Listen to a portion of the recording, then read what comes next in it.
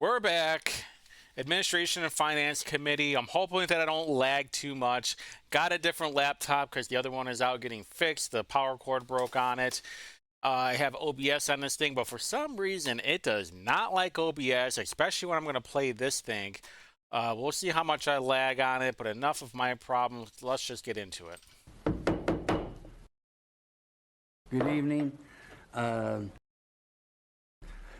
This is with members of the board, members and Admin and Finance Committee. Before we begin with the introductions to my left. Thank you, Mr. Chair. Brian Mallory, District 25. Thank you, Mr. Chairman.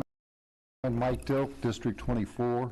Thank you, Mr. Chairman. Paul Renee, District 22. You're right. Thank you, Mr. Chair. Renee Allen, District 15. Thank you, Mr. Chair. Andy Nielsen, District 14. Good evening, Maggie Lewis, District 5.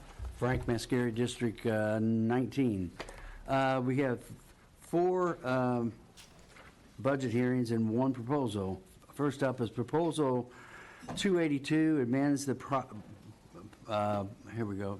Go ahead. Amends the prior bond issuance, authorizing the insurance of Indiana economic tax increment refinance or finance bonds, maximum aggregate of principal. What the fuck is going on right now? Even Paul Renee over here is laughing about it. He's getting a good chuckle off of it. Amount not to exceed $19,500,000 in Phase 1 and $6,500,000 to Phase 2 for the purpose of providing the portions of the cost of the city market redevelopment project, and approves and authorizes other actions in respect therefore. You have the floor. Who are we speaking to here? Holy shit. Man, this is what you voted for, Indianapolis. Some dude who can't even read. You're welcome, I guess. Yes, thank you. Megan Vuksich, Director for the Department of Metropolitan Development. Eric Gershman, Principal of Gershman Partners. We're excited to present this proposal before you. I did want to note that the allocation of this TIF district did go before MEDIC last night, and so that was unanimously supported through MEDIC. So we'll run through this quickly, but what's before you all is related to the bond ordinances themselves as they relate to that TIF allocation area. So we'll give a quick overview of the project, and this will include the bonding for the gold building, which Eric will touch on, and then I also just wanted to provide some quick updates on the market house itself, because this project is related to that, and it is truly a public-private partnership between the city and Gershman Partners. It truly is a way for taxpayers to get fucked again, just so developers can make a shit ton of money. So just to orient the block, this is the block that sits just north of the building that we're in today. There's several components of redevelopment. One piece of that is the gold building, which we'll get into in a little bit. There's a parking garage right next door, then the brick office building.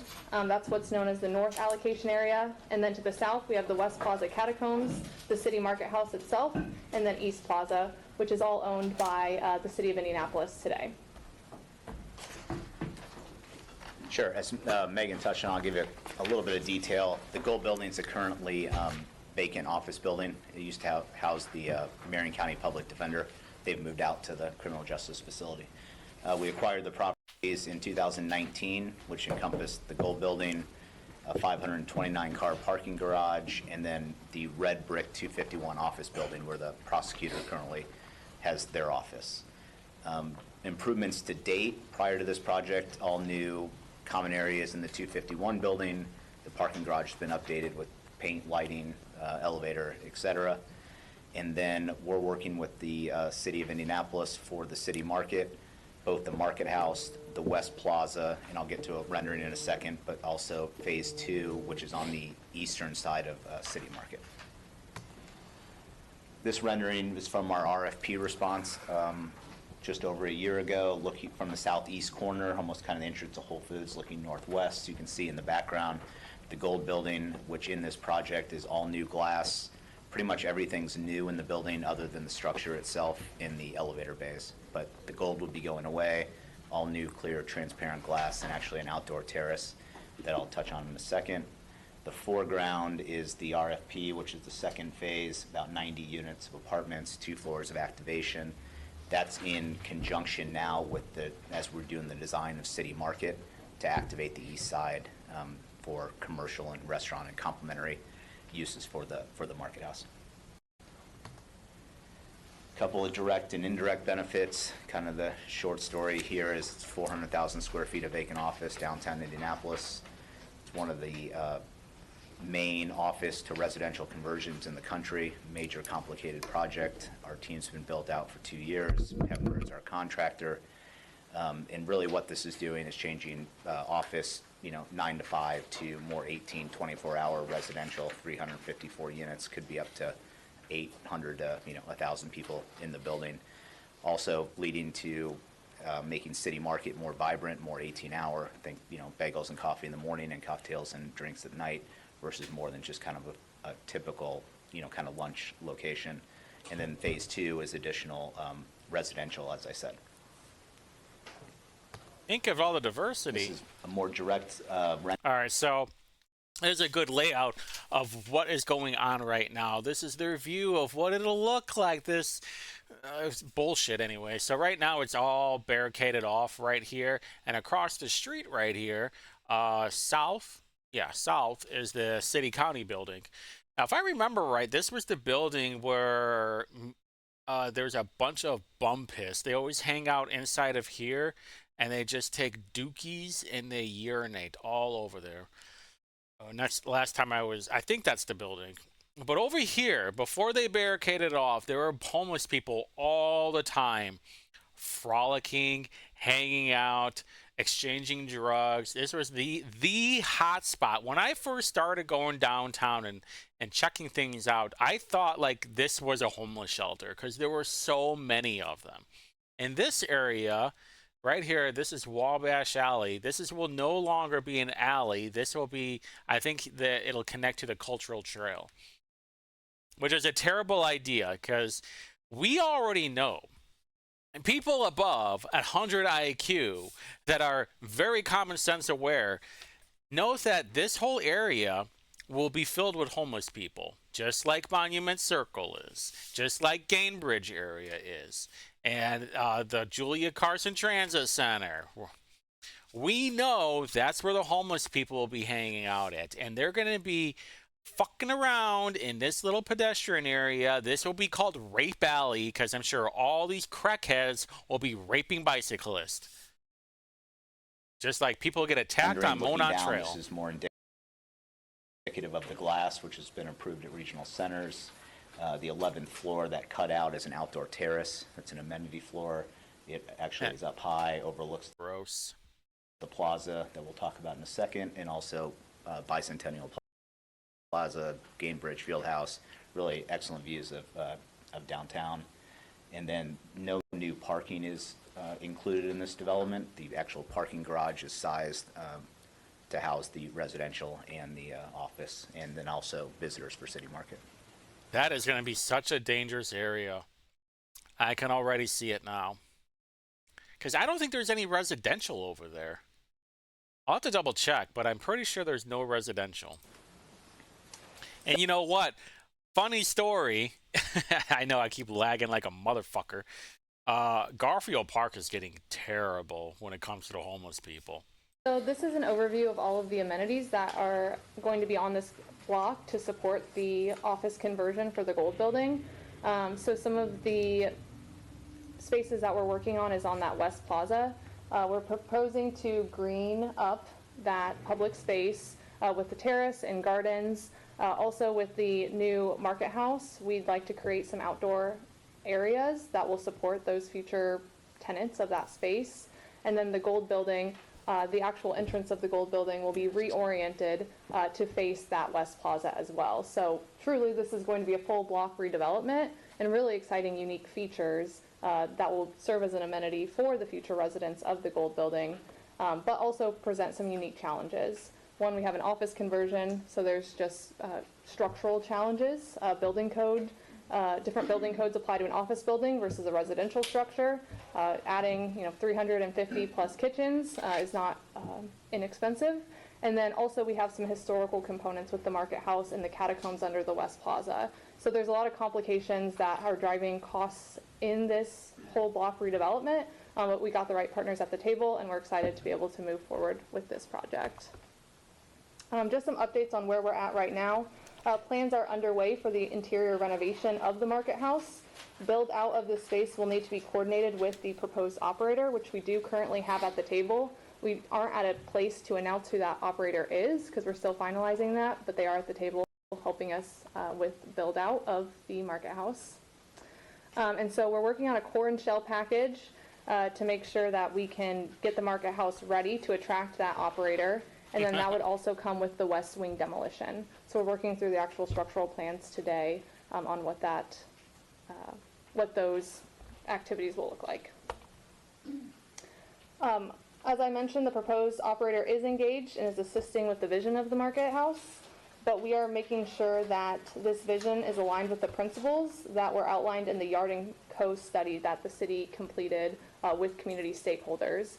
And so this includes ensuring that there is a mix of accommodations and price points of the future vendors, that we are ensuring human comfort and enjoyment by providing shade protection with greening up the West Plaza, lighting enhancements, and security, and then supporting a mix of experiences so that way we can meet the daily needs of families, residents, and workers. Knowing that this is going to be converted from an office to residential, we want to make sure those amenities are available to future residents. This is why this is why this whole economic enhancement district is so important, because they're trying to build a homeless shelter on the east side so they can get everybody, all the bums out from downtown, and they can just push them over there. But what these idiots don't understand, like, downtown is their bread and butter. This is where they get all their drugs. This is where they get their food. This is where it's easier for them to poop everywhere. They like all of that. Like, people don't understand that the more people that there are to get money from, the easier it is for them to get drugs. So they'll have no reason to leave downtown. And you can't force them out of there either. You can be like, hey, there's a place down the east side that you can go there. It's a low barrier shelter. And they're like, nah, man, I want my crack. So here's just a high level overview of the proposed improvements. I will note that this is not finalized, but we are engaged with Indiana Landmarks as well on the design of this space, just because it does include some historical components. And then with the West Plaza, we're really drawing on inspiration from the cultural features and architectural elements that exist today. So this would include Tomlinson Hall, the Archway, and then of course the historic catacombs.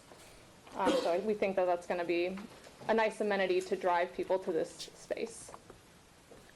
And real quick on the timeline, if you look at, there's been a lot of design and kind of pre-development that's been going on, but our plan is to start construction late this fall or early, kind of fourth quarter. We have a lender selected. They're out for bid right now for a max price contract. Pepper is with OMWBD and others. And shortly after that will be the construction of kind of the West Plaza and the city market that Megan's been talking about. That's more like a year timeline. Our construction timeline's 2 years before, from when we start, from when the first resident will move in. There'll probably be some type of phased move in, but that's a 2-year time period to get that done. So the whole block will kind of be under construction. So the goal is when that's ready to open, that they're opening close to each other, maybe a little bit before, depending on some logistics, but this kind of builds in the timeline for you guys to see. And so the two TIF allocation areas, 3 years one is of the City Market shit. North allocation area where the gold building is, and then there's a separate allocation area to the south, which is City Market East allocation area. So the proposal before you, that phase 1, is focused on the northern portion. That's that 19 million. And then the phase 2 would be the East Plaza there on the southern portion of the site. But we are happy to answer any questions that you guys have. Thank you. I have a question. In the last 2 years, we rehabbed the whole area, the Market Street, with all new bricks and things like that in the one area. We just taking that all away now, or are we going to build on that? Yeah, Market Street isn't being touched. The new investment by the city for the street, the sidewalks, that's all outside of the scope of this. The southern boundary is north of that, and Obviously, we're not disrupting any of the new. We might be adding some more landscaping, but not touching the street or the sidewalk. But the courtyard itself in that corner, we just redid it 2 years ago, didn't we? I don't believe so. I think it was part of the Market Street revitalization between Alabama and Delaware. So, yeah, Okay. not that I'm aware of. No worries. Any questions, councilors? Councilor Mallory? Thank you, Mr. Chair, and thanks for coming back again tonight before us. So on the city market, is that, according to the timeline here, is that saying that 2027 is when it will reopen? That's the proposed schedule as of right now. Okay. 2 years. They said they're going to start on it this fall. That means they're going to have 2 years of it not being open. How many of those vendors don't have 2 years to wait? And then with the new partners you're partnering with there on City Market, will that include new management groups? Potentially. So what we're exploring is a private operator for the new market house space. Okay, I think that's a good thing because I feel like in the past it's been kind of mismanaged because it's never lived up to its full potential. So I'm hoping a new management group can hopefully really revamp it up and revive it. And they'll probably report to some city entity or board, but yeah, they'll be the operator and keep it full and activated. Thank you. Yeah. Any other questions, councilors? Seeing none. My great-great-grandfather was a founding member of the city market, and his Mascari, so you might look it up. Did he know how to read? And we're messing with it. Anyone from the audience would like to speak on this? Seeing none, thank you. Mr. Chairman, I move Proposal 282 to the full council with a do pass recommendation. Been moved and second. All those in favor say aye. Aye. Opposed? None? Well, thank you for your presentation. Thank you. very much. You got to excuse yourself now for that. I see you have to excuse yourself. Yeah, really. It's all good. Okay. Up next is the Marion County Cooperative Extension Service.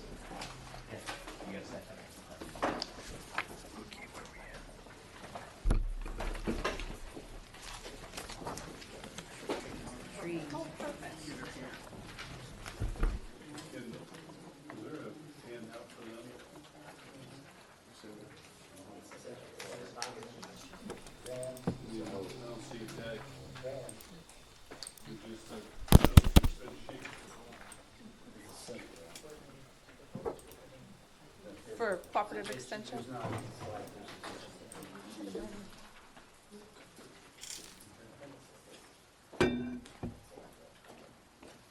I don't think there's a slide presentation, correct? OFM was supposed to deliver it for me. Voter registration. He said he was going to deliver it yesterday. I don't know if that. We're okay. Go for it.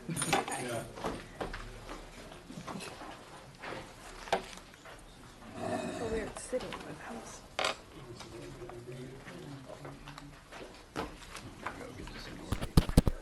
It's pretty straightforward, but I'm happy to answer as many questions as you have when we're done. Voter registration. All right. Let's you. So I am Laura Dodds, the County Extension Director here in Marion County, and with me today is Rebecca Klein, who is our Director of Operations. Becca. This is our budget breakdown by characters and overall.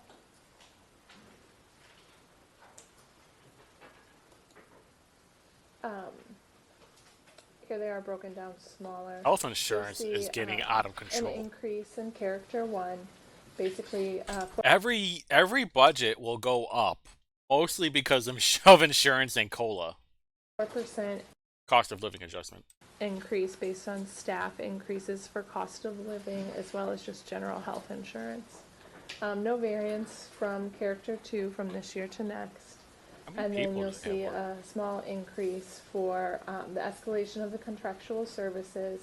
And then we also had a decrease in other equipment leasing, which is our computer costs.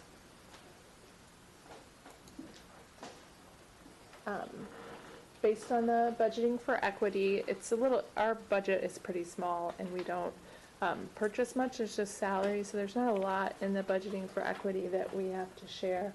But we do take it seriously, and we are committed as a team for equity on our staff. So we have some goals around that.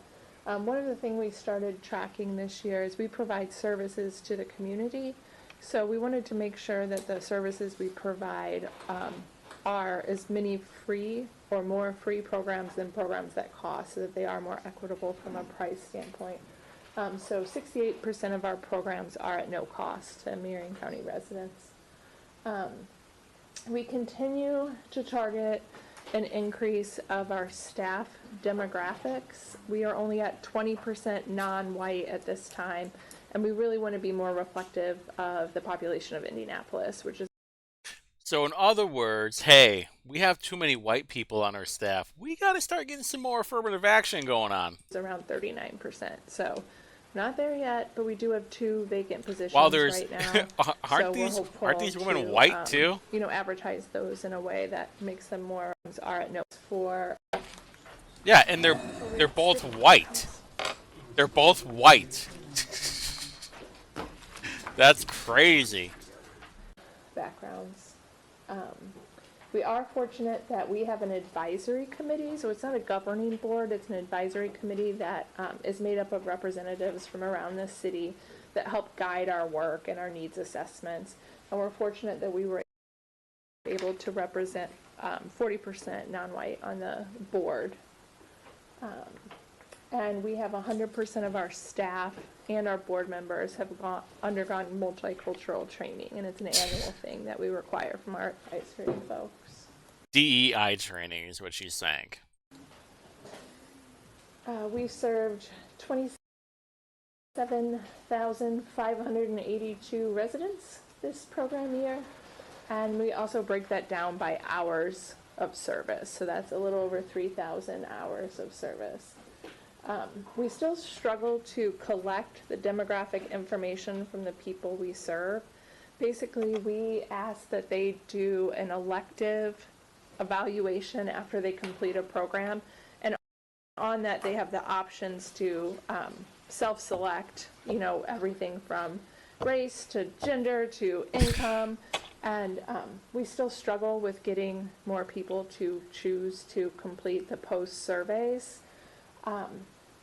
So we're still working on that. We have a lot of strategies we're trying, but we can't. How many of them don't speak English? So we can only try to make it easier and encourage it more. Oh, I hate you. Oh, so the demographic I want to be information mayor, we and I'm going to be have ending all of is, them. some of our programs serve as many as 34% non-white, and others as few as 14%. But again, that's only 8% of our total service. So it's difficult for us to have a real perspective. Lift on what up that your is. left arm. Yeah, we haven't added any new goals to our overall diversity plans. We're hitting some of them, and then, like I mentioned, we're still not satisfied with where our staffing diversity looks. Too many white people. We don't really associate any of the funds from the city directly with any of our DEI and B training and programs, because Purdue pays for that, so they're not really cost associated. You're lucky. You're lucky. Barriers But still, the taxpayers give money to Purdue. So by proxy, taxpayers are still funding it. Some of our equity challenges is we're really focused on serving new audiences. So this year we've begun, even though we can't get everyone to do the evaluations, we've been focused on as simple as asking people how, you know, raise your hand if you've never been to a Purdue Extension program before, and keeping track of it that way to make sure. You know what happens? They're like, "Okay." We are reaching new audiences. There are some audiences, you know, the refugee and migrant populations that. What I just say? Build trusting They relationships don't know with what them, English so let is, us man. come in and provide programs based on their needs. So we still have plenty of work to do in that area. Plenty of work to do. And then, you know, that's really a marketing and differentiation of our programs to, you know, hit the targeted areas that serve those new audiences. We have an excellent communication coordinator that is a city staff member that's doing a great job with getting the word out more. Here's a snapshot of the folks that either serve on the advisory council at the county level. Holy shit. But also each of our program areas, which is 4-H, community development, health and human sciences, and agriculture and natural resources. those groups each have their own advisory committee, and then they roll up to the county advisory committee. We try to pull from those committees, like the knowledge experts in each of those areas up. So this is a representation of some of the community members who sit on those committees and provide, expert information to us. Questions? Thank you. How many full-time employees do you have?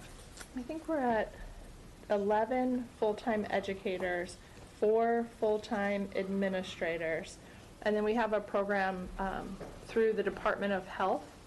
And so we have 3 full-time positions that aren't really associated with the city or our office, but they're in our office. They're called community wellness coordinators. So there's food system There's no folks. So fucking they're in way. our office as well. All right, thank you. Any questions from counselors? Counselor Boots? I just want to tell you, you're doing a great Thank you, Mr. job. Chairman. For the purposes of some of our new members as well as those in the crowd, can you just give us an elevator pitch of what your office does? Absolutely. So I think the easiest way to understand what Extension is it's an extension of Purdue University into the community. So its roots started back when we were an agrarian society, right? And so there was the haves and the have-nots of university education. So you had the folks who were researching anything from the newest corn bug that's taking out someone's entire, field, to irrigation systems that need to be re-engineered, and that was happening at the university level. And so those folks, through extension agents, which we now call extension educators, would get their information from the university and bring it to the people. So to the farmers, to the folks who needed to use that information. So over time, that has changed as farming has changed. And it looks different in Marion County, Lake County, some of the more urban counties in our state look a little bit different. So for us, we don't focus on commercial growing. We focus more on community gardens. We focus more on market level growers, which are the growers that produce small amounts that go to the farmer's market. We also run the 4-H program for Marion County. So I sent you guys all letters of who in your district, probably who advanced to state, and sent you some fair tickets. So that's, we run that. I didn't get any fair tickets. And then we also do community development, which is leadership development. We run programs on how to facilitate meetings, how to do grant writing for federal funds, those kind of programs. And then the other program area is health and human sciences. And that is anything from working with a food pantry to figure out how to increase their cold storage, to working with folks in a senior resident home to understand how to change their eating now that they've been diagnosed with diabetes. And then we also have someone who focuses on financial resource management within that program. So that's doing your taxes, figuring out how to budget, figuring out how to become a homeowner. So it's community services that range from those programs. And is each county structured similarly to Marion County? We're the largest, so how Obviously. many staff you have in a county is based on the population of the county. So we have the largest number of educators and the biggest staff. But yeah, each county has an office, and each office has somewhere between 2 and 5 educators that work with within those program areas that I described. And they too are funded by the local county authority? Correct. They call it like the 3-legged stool. So we receive USDA funds, state funds, and then the county funds for each office. So your budget includes those other 2 components as well? Ours doesn't, but Extension overall does. Great, all right, thank you. You're welcome. Counselor O'Neill? So basically what they do is that they're outreach coordinators. Hey, do you need blank? Well, we can help you do that. Thank you, Mr. Chairman. I just wanted to say that we have a wonderful coordinator down near my district that has really done an outstanding job of building and fostering the Bethany Community Garden in the Southdale neighborhood. I picked that up during redistricting, And they have weekly community gardening sessions. They teach neighbors how to garden, and they grow fresh produce. That fresh produce not only goes to the neighbors, but a lot of it goes to food pantries. And so not only is it serving a purpose in terms of education and providing something for, in many cases, those less fortunate, but it really fosters a really strong community partnership. And so I have seen a lot of the work that has been done, and we're very appreciative in the South Hill neighborhood to have had some help from those within the Extension office. So I thank you, and look forward to continuing to work with Ms. Adams. Yeah, I would say that's a highlight for us as well. We use that example with a lot of folks. So, you know, how you can take a small community garden at a church and turn it into something that feeds the neighbors. So it's a great example, and they are a great partner. Listen, in the upcoming struggle that we're going to have, I'm making sure that I keep my garden out of the public eye because I don't want these assholes taking my food. And besides, most of these assholes are on EB cards anyway. Thank you. Any other questions, counselors? Anyone from the audience who would like to speak on this? Seeing none. Thank you. There's no vote on this at all. Thank you for your presentation. Thank you for your time. That one's Up next is Marion County Election They're Board. both married. I think yes. Yeah, there are no votes.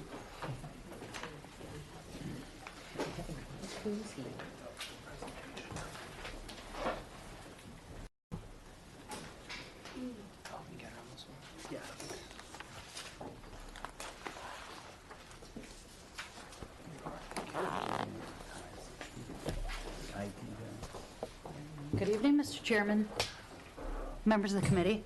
Good evening. Kate Sweeney fucking Bell. For those of you I have not yet met, I'm Kate Sweeney Bell, and I'm very happy to be here. Sitting next to me is the best elections director in the state. His name is Patrick Becker. He might look a little tired because he's got 2 new people living in his house, and they're very demanding. Don't give a fuck. But he loves them very much. Our staff right now is busy preparing for the November general election. And if you have not put this on your calendar yet, it is November 5th. That's a Tuesday. We're open late that day from 6 a.m. to 6 p.m. And on this committee, you know what we do. But for anyone who might be watching, I will explain briefly the election board's responsibility for those people watching at home. It's in the name, the election board. There's a lot more to it than planning, administering, and certifying elections twice a year. We are also responsible for the Election Service Center. Some of you have been out there at Washington and Sherman. Recruiting and training poll workers. Creating and implementing the Vote Center plan, including early voting. Coordinating the vote by mail program, as well as including voting for military and overseas voters, and incorporating changes to all aspects of the elections when state and federal laws change. And finally, everybody's favorite, campaign finance matters. So our budget, we have received bipartisan support from this body over the years. Before you know, I've They didn't have a choice. This is my second time in front of this committee. Thank you for that on behalf of me and those who came before me. Our elections don't happen without your input and without your approval. Okay. Your support has set up our agency for success in each and every election cycle. I'm also grateful for the assistance that we've received from, they don't hear this often, so Dude. I should say it slowly, from the controller, Sarah Reardon, and the Office of Finance and Management, and Ian Vipperman. Do you like fucking Their stupid? information made this presentation possible. And there's someone else here with us, our Deputy Director. His name is Brent Stinson. His work on this budget and for our agency is necessary and one of the vital components of what we do. So thanks to him as well. How the So on fuck this did you side, get the budget. elected? There's a reduction. Next year, there are no elections. It's over $3 million less than the election for this year. And you can see for Character 1, we've got, we're going down about $550,000. The next slide, these are, What the fuck?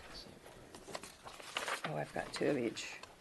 Character 2, that's paper towels and bleach and pens and whatever money we don't have, we're going to send back to the general fund. Whatever that we don't spend. Character 3. What the fuck is going on right now? That's the largest set of funding that we have, and it is also the largest reduction, as a lot of our expensive costs are associated with Character 3. Those reductions for next year will include temporary staffing. We need over 3,000 people for the elections. It's a lot of recruiting and it's a lot of paying. Shipping and logistics, moving all of the equipment to the over 180 voting sites that we have throughout the county. It's almost like you should have Consulting, less project voting management, sites. legal services, it's all going down next year. I'm happy to report. In Character 4, that is, you'll see, there are 2 slides for this. The general fund dollars. Holy shit. Well, the request for 2025 Killing is me, very Sweeney. different, except when you get to the cumulative capital improvement. And that is, next year, there's a little bit more breathing room unless there is a special election. If there is, well, we'll be knocking at your door again. Hopefully that doesn't happen. But it gives us a chance to look at what else is out there, because we've got some aging equipment. And it's got to work in order for elections to work. And we need to do all sorts of research and see what is certified by the state to know what is out there for us to take a look at to make the voter experience better. Our budgeting for equity is, well, you can see that slide pretty much says it all. The, well, actually, the next one, I think, says it all. What the fuck? This might be the worst presentation I've Our ever had to staffing be a is, part of. Gender-wise, equal. And we are, it's 14, we have 14 people. So I think we're doing pretty good there. The average salary, it's like a color chart or color wheel. It's just a colored chart. Now, that's not to say if you wanted to suggest that our staff be paid more, we would turn it down, because I know that they're all priceless to me. So, and if you knew the work that they did, you would, I think, feel the same. The Yeah. Yeah. Crab fishermen or working on the election board. when it comes to purchasing, we're always on the lookout for where we can spend tax dollars in an equitable manner. Some of what we have to spend for these specialized services throughout for our vendors, we have to go through, there's a very, very limited pool that we can draw from the state. That's what we've been saying all along. Even Larry Vaughn brought it up during the primary town forum last year. Like, you guys want all these affirmative action hires and all these affirmative action businesses, but there's not enough of them. Especially on like the thing that you need. I mean, you could easily manipulate it if you want. And that speaks to what the barriers are also. Our board, much like this body, is bipartisan. Because it kind of has to be. Work does not happen without input from both sides. And I think that we work very well together and look forward to successful election. It might seem like it's November 5th, but actually voting opens October 8th right here in this building. Gross. So, any questions? Thank you. Gross. Megan Lewis. Thank you, Mr. Chairman. Thank you for your presentation. You mentioned aging equipment. I thought a couple years ago we gave this office an increase so that they could purchase new equipment. We did. Is it outdated now? No, not that. Okay. That machine is still it's a thing of beauty. What I'm talking about are their DS200s. It's the ballot boxes and our ballot marking devices. We also have the poll pads. When people vote on election day, they touch this and sign with their finger or a stylus. Those are coming to the end of their life cycle. Okay. So they will not be supported, but there's a special terminology. So currently, right now, we use 6th generation iPads as our tablet device for e-poll books.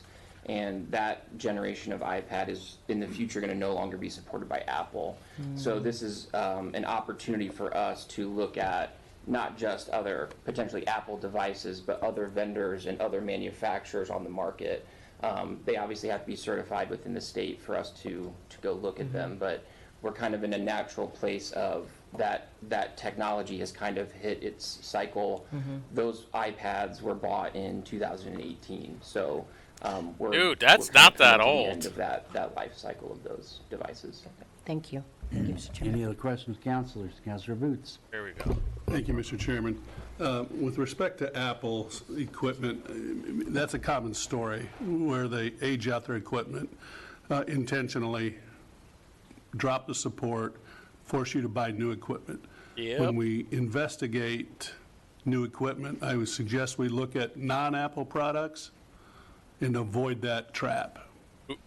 Thank you. Boots has a point. Any other questions? I have one silly question. Everybody says there's no paper ballot. There is a paper trail, correct? Every time we all vote? Well, not in every county. In this county, In any county. every single vote, whether you vote by mail, obviously that's paper. If you vote by traveling board, that is on paper.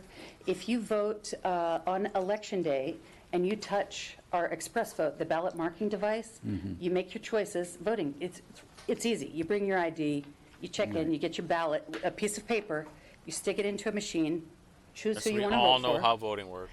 And then when you're finished, it spits the paper back out, and you see the names of the people you chose, and then you submit that into a ballot box. So here, yes, electronics are Hold on. employed, but Yeah. that is to enhance the safety and security of elections and of the votes. But as long as I'm in this spot, we won't get rid of paper. Thank you. Thank you. Anyone comments from the public? Seeing none? Well, thank you. There's no vote taken on this. I'm sure it's going to be fine. Fly. Yeah, there you go. Thank you, Katie. Thank you, everybody. Thank you. Is he coming back?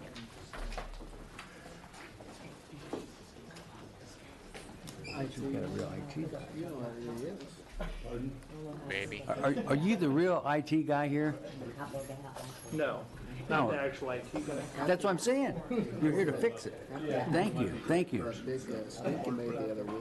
You're here. All right, up next is Marion County Board of Voters Registration. Wait a minute. No shit, that's who he works for? I didn't know that. Welcome. You have the floor. Thank you. This is the Wayne Township Advisory Board president. I didn't know that he worked for Marion County. Good evening. My name is Cindy Mowry, and I'm the Republican board member in voter registration. And this is Brian Chatfield, the chief deputy, the Democrat chief deputy for Alex. How do you say his last name? Narende. She drunk? And I'm going to start off with the fiscal stuff, and then Brian's going to pick up with the narratives. We wanted to start off with telling you about the registered voters that we have in Marion County right now. And we currently have 632,919 voters. And in 2020, when we had the last general election, we had 686. So you can see we're down some voters. So where Kate says she's not busy in the off year, we are busy because we have to clean up those files, and we have to ensure that these people are actually not here, that they moved out of county. People seem to be leaving the county, and that takes a verification, an address verification, name, people get married. We We have to associate identifiers to make sure that they are actually gone, but we do believe this because we've been doing quite a bit of it through this process, but it all takes confirmation. So while she's not busy, we are busy, so we're asking not to be cutting our budget. I will tell you this right now. Voter registration needs to be updated. I can't even tell you how many times that it shows that someone is a hard Democrat or a hard Republican, and that person has not voted in like 10 years. Personally, what I think, if you have not voted in 4 years, you automatically use your voter registration status and you have to re-register. It's literally that simple. If you have not voted in, basically like we'll do 5 years and like 2 presidential elections, basically, then you don't give a shit. And as you'll see, the reason I say that is because it shows like there's not enough voter turnout, when in reality, I think there is. in Character 1, we have a little increase, which is $7,500, and that's health insurance and cost of living increase. And then Character 2 remains pretty stagnant. Character 3, we did get a decrease in ISA, but Corporation Council pitched in there and wanted an increase, and so did the rent. So we came out even. And then Character 4, they took $6,000.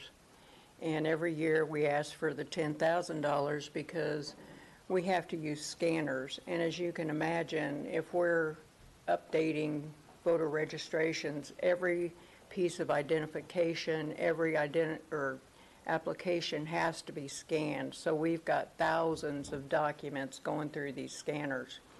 And we pray to God that nothing happens during an election, because if we can't scan it, you're not registered. And so we tell the controller's office every year, if we don't have a scanner and we can't buy a scanner, we're out of luck. But holy this shit. year, I guess they thought, or for 2025, I guess they thought that we didn't need it, so I'm not going to fight them for $6,000. But hopefully you guys will approve an emergency $6,000 if we need it. So as you can see, the total increase for our budget was $1,500, which is not a lot of money, but it's still an increase, and I know that you'd like to know if there's any kind of increase. Jeez. And then the budget This woman is the breakdown with fucking pie worst. is here, and it's pretty self-explanatory.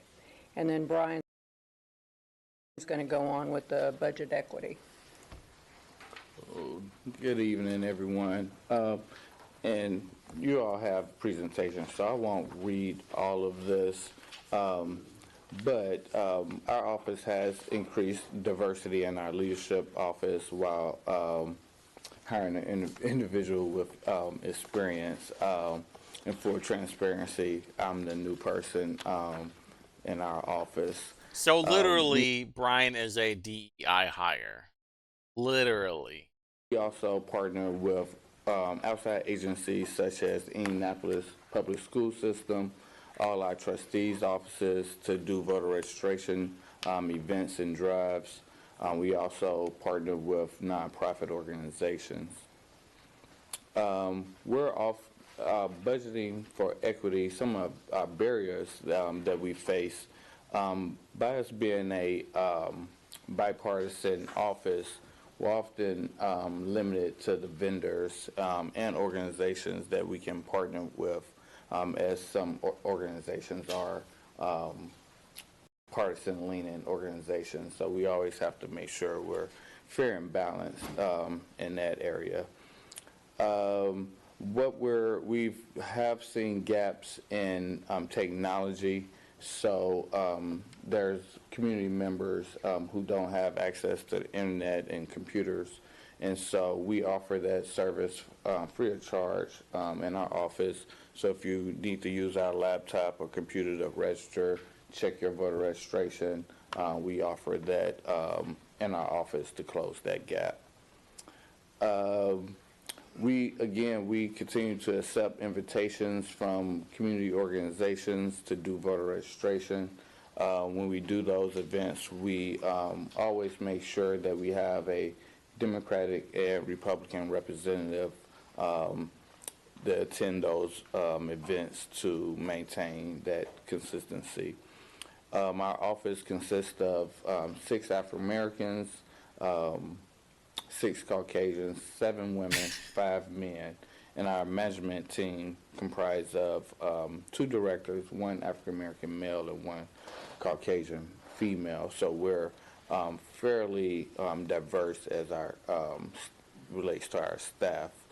The Marion County Board of Voter Registration routinely uses the MBE and WBE office to report our efforts on a monthly basis to the Office of Minority, Women, and Business Development.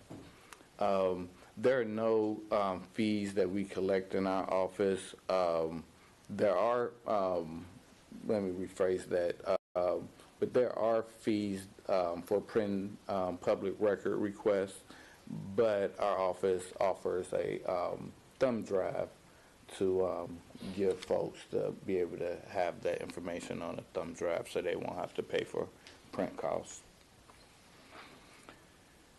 When we're not, as far as engagement, I spoke to this earlier, typically as a Republican and Democratic representative, but for some organizations we do offer sort of a starter kit for organizations and people to do voter registration drives themselves. So we will provide registration forms, information, and also signage that they can use. And here in our presentation are just some examples of partnerships that we work with in our community, such as the Urban League, IPS, IMPD, churches, etc. That concludes our presentation. Do want to remind our audience that you must register to vote 29 days prior to the election. For this year, the last day to register to vote will be October 7th, 2024. In our office by 4:30 p.m. online, 11:59 p.m. And if you're going to send it in, it has to be postmarked by October 7th. And as Kate said, general election day is November 5th. Thank you. Any questions, counselors? All right. That's a great presentation. Anyone from the public who would speak on this? Great presentation. Okay. Thank you for your presentation. Thank you. All right. Up next is Marion County Building Authority. This should go pretty quick. This might be the last one, too. FYI, Cindy Mowry is the aunt of Paul N.A. Oh, no, I'm sorry, aunt of Brian Mowry right here. But she controls the campaign finance reports of Paul N.A. and Brian Mowry. I think Mike Dilk. Right, which is that guy.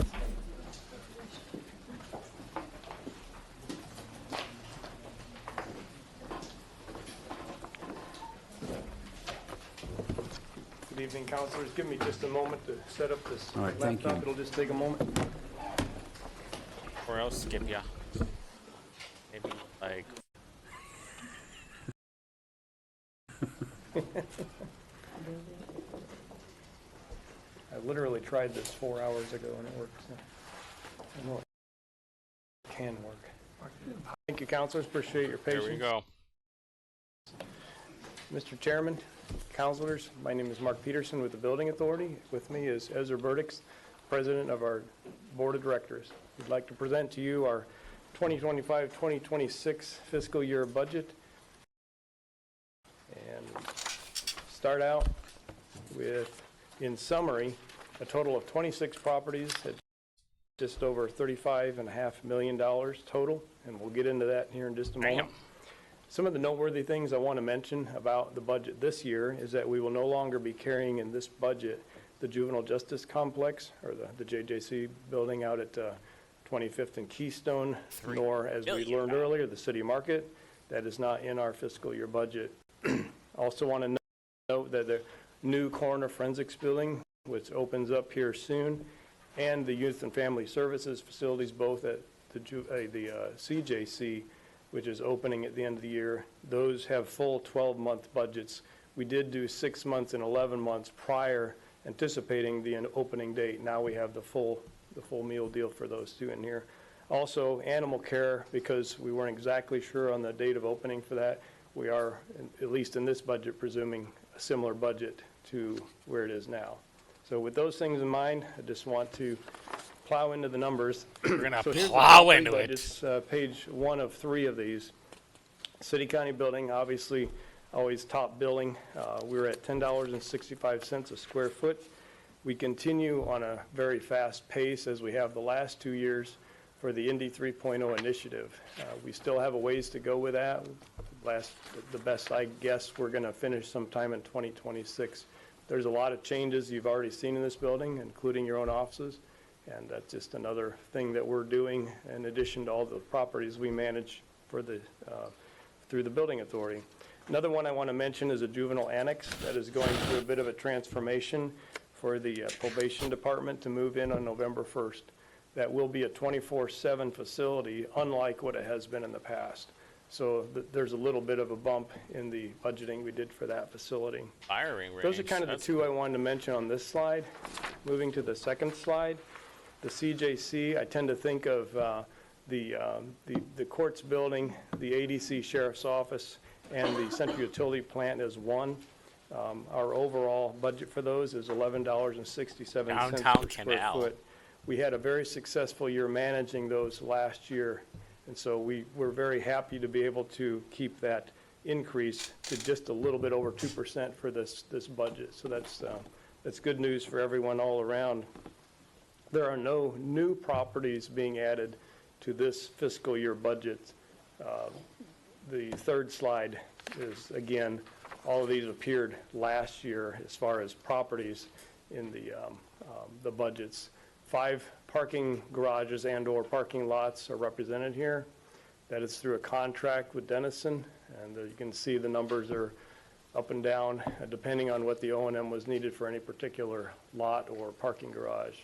And of course, last but not least is the Equiiity building. It's a big number, $3.39 million.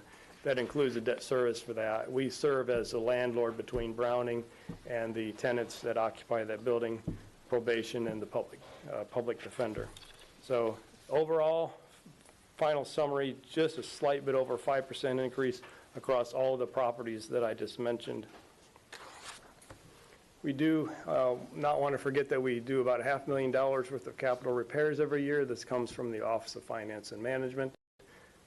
We likewise this year are doing 27 projects. This is just a few, just to give you a quick sampling of some of the variety and the various properties that we do projects for, and some are complete, some are in progress. We plan to have these done at the end of the year and anticipate for next year receiving another $500,000 for additional capital for our project. Kind of moving into the budgeting for equity portion of the presentation, I always have said that our greatest opportunities for this are with our employees and with contracting, because obviously we do a lot of contracting, and we have about 125 employees. So serving them is always a task that we enjoy and find a lot of joy in serving them as they serve the city and the county. We do have strategic goals every year. We cooperatively with the Board of Directors create strategic goals. Last year we focused on the WBE spend, and we were very successful with that this year. We also this year have another goal. We want to increase the number of XBE contractors we work with, and we're currently working away at that one. I'm proud to say that this is the first year where we met both the WBE and the MBE goals that the city set, so we exceeded the 15 and 8 for the first time, and I think that's fantastic news, because that is a challenge. Fantastic news. We're still working on the DBE and the VBE numbers, but we do have numbers, but just not the numbers that the city set. Because there's out, the just 3 and not 9. enough of those businesses.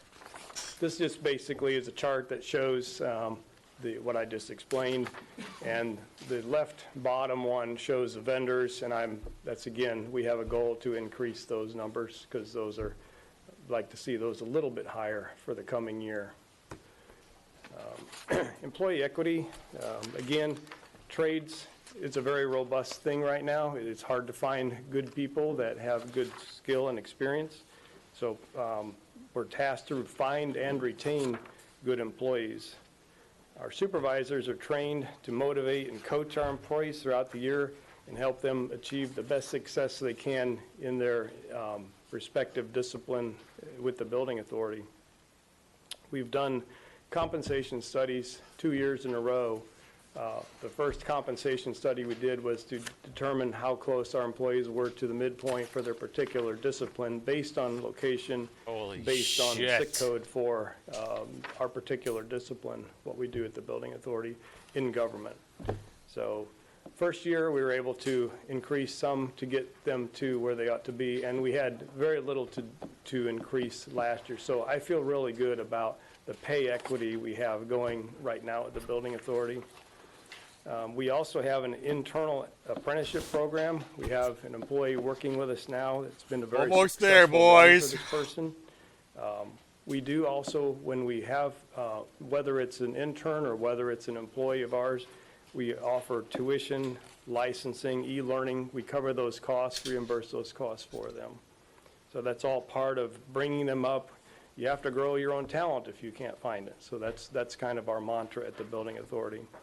Our promotion from within rate rose to 23%. Industry average is 14%.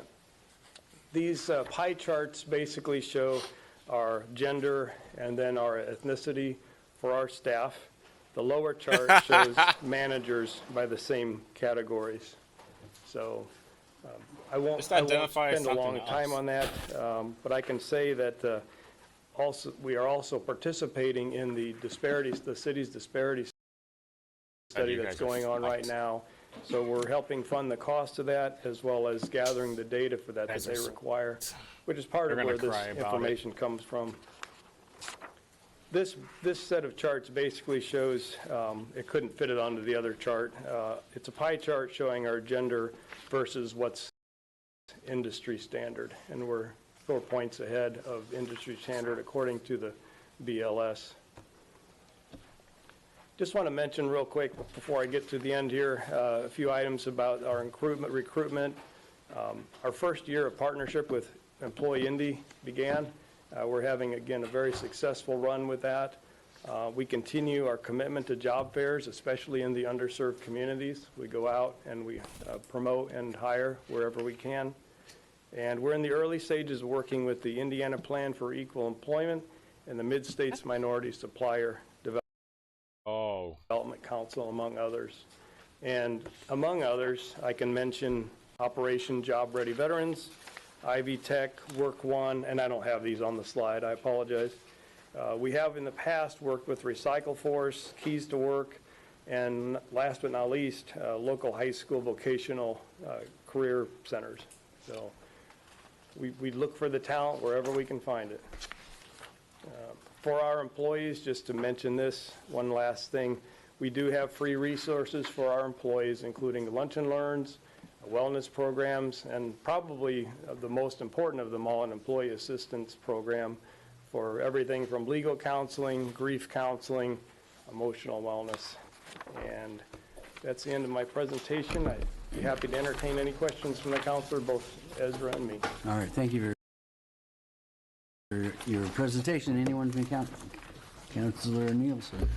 Thank you, Mr. Chairman. So, just learning more about the building authority. So, are you all working off of a different fiscal year than? Yes. Okay. So, is it the state or the federal count? I mean, it may relate to the city, but I've always understood it had more to do with just being able to give the city what they need 6 months ahead of budgeting, so that can all be incorporated. So, what is your fiscal year? July 1 through June 30. Okay. Thank you. I should have made that clear. No, yeah. No, thank you very much. Thank you, Mr. Chairman. What the fuck does that matter? Any other questions, councilors? Real quickly, this building is probably the oldest building in the system, right? What's the lifespan of this building? It was built in '64. Well maintained, it could be quite a lifespan. Right. It's well taken care of. Absolutely. When you look at downtown New York, I mean, this could be here a long time yet to come. All right. Thank you. Any questions from the audience? Seeing none, we have no other business. We are adjourned. All right. Thank you. There we go. And I am lagging like a motherfucker. I don't know how this laptop is going to work out, honestly. I hope the other one gets fixed up pretty quickly so I can go back to that one. I can already stuff lagging. So, just to get to it, until next time.